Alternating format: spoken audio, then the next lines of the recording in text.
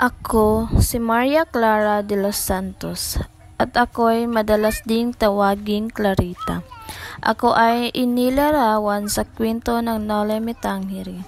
May dalisay na pagmamahala sa aking kasintahang si Crisostomo Ibarra. Siya rin ang aking kababata. Taglay ko ang pag-uugali ng pagiging sinaunang Pilipina, mainhin at supil ang damdamin. Tinaguri ang pinakamagandang bituin at nag-iisang mutya ng Diego.